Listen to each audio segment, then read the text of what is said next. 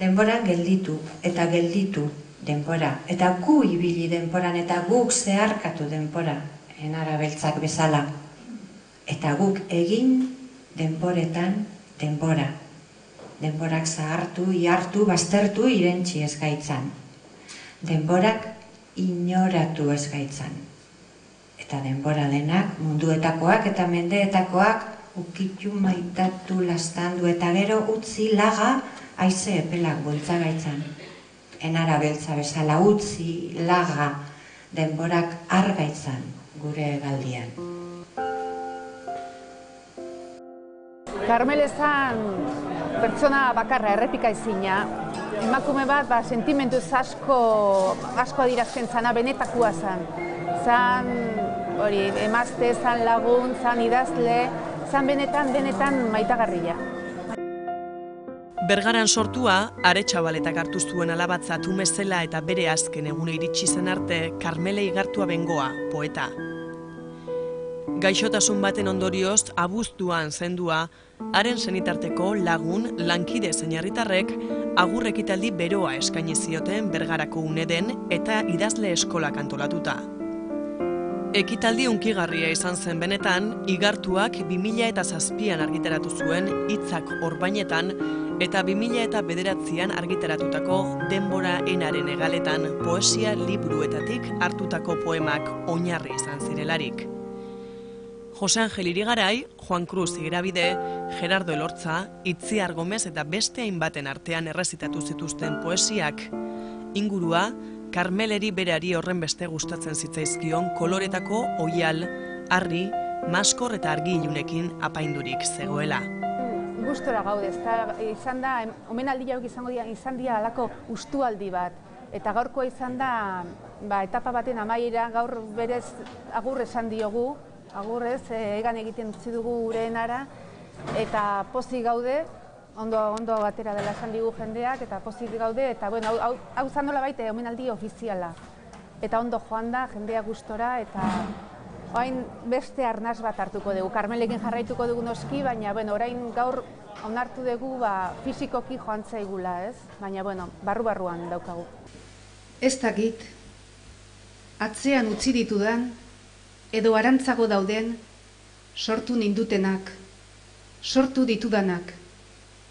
Guztiak batera garen arren, denbora diferentetan hartzen duguta arnaz.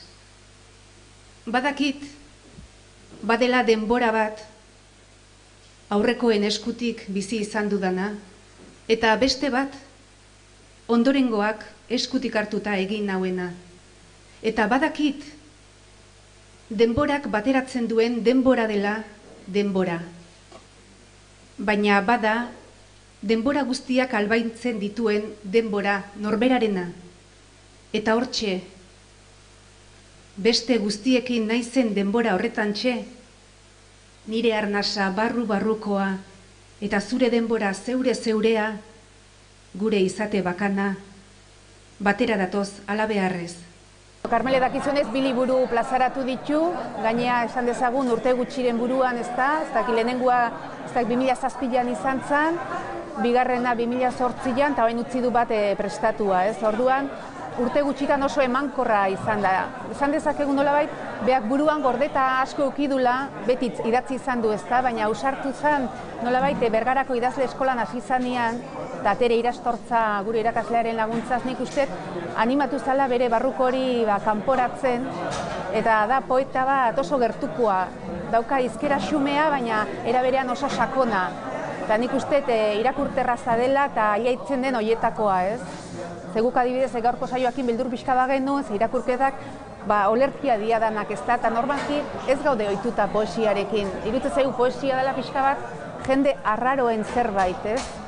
Eta, ez oain jendeak esan digunean, saioa ondo jundala, ez tala jun astuna, eta, poza ondila. Oso poeta ona da, eta benetan irakurtzea merezi duena. Kurtzebarri eskolakoak ere han izan ziren. Eta abestu egin zuten. Karmelek berak emailez lankidei bidalitako azken kantua abestu zuten. Fermin Valentziagaren batean justu.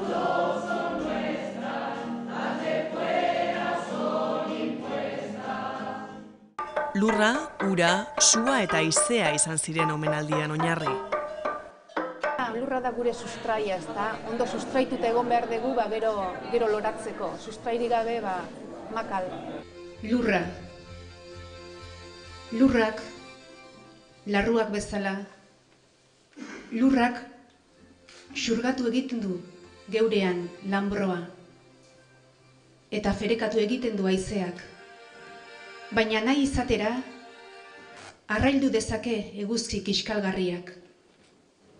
Beste nonbait eta uretan sortuko zen bizia. Nonbait, noizbait, nolabait.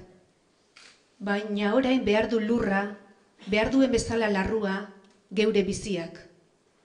Larrupean sortzen da dena, eta larrupera itzuldadin sortzen dugu geurez dakiguna. Geurekin bestentzat dakiguna, lurrean. Eta lurra ez da gurea, eta lurra hau ez da gurea, baina geu, lur honetakoa gara. Hemengoak, alabearrez eta intentzio osoz.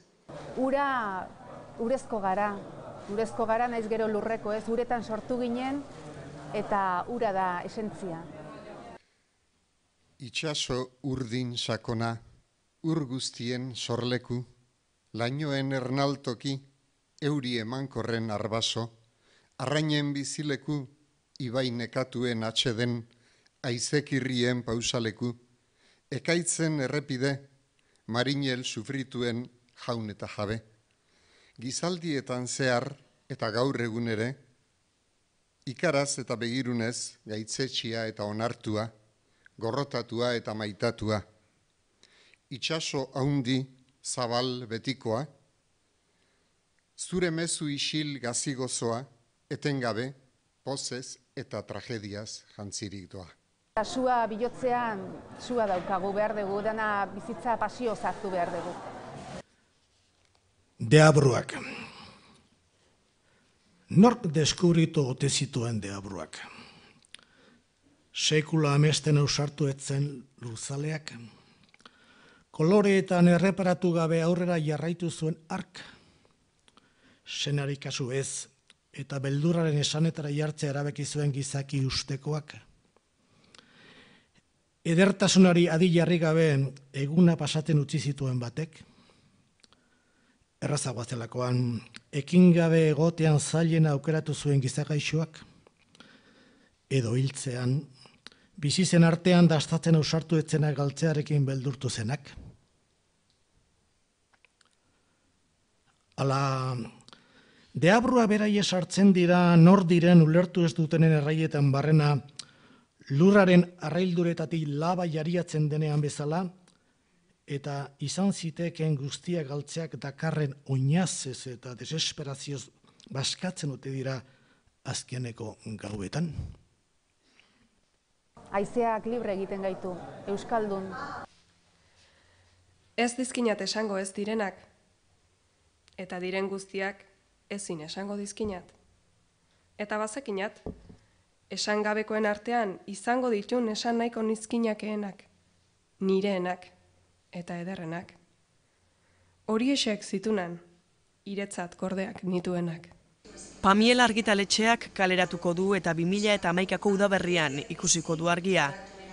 Itxaso kontra bat poema liburua hil aurretik gertu utzi zuen Karmele Igartuak. Bizitzaren laburpena da poesia, dio oraintxe entzun dugu, izan ez izanaren mugan. Baina Karmelen kasuan ez da teorian edo abstraktu mailan edo urrutitik edo distantziatik askotan egiten dugu bezala literaturan. Bera benetan zegoen izan ez izan muga hortan. Itxaso kontra bat da, ez da? Karmelek bere etxetxo bat nahi zuen, itxaso kontra bat, eta hala jarri zion, Hendaian zeukan etxetxo bat izena, zebeak beti esaten zuen bere nahi zuela etxe bat itxaso kontra. Eta orduan izen hori jarri zion bere azken olerki liburuari, eta hemen dago bere esentzia, hemen dago gatazka hori ez behar bazekin gaixo zegoela, behar bazekin azkenekotan zegoela, eternalki edo ez, bere hitzak hor utzi dizkigu islatuta, eta berea da.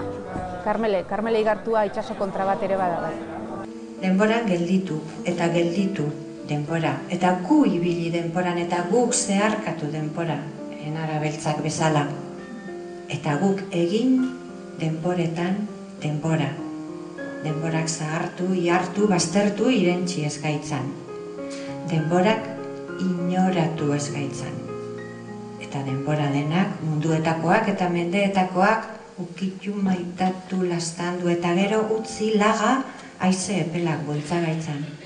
Enara beltza bezala utzi, laga, denborak argaitzan gure galdian.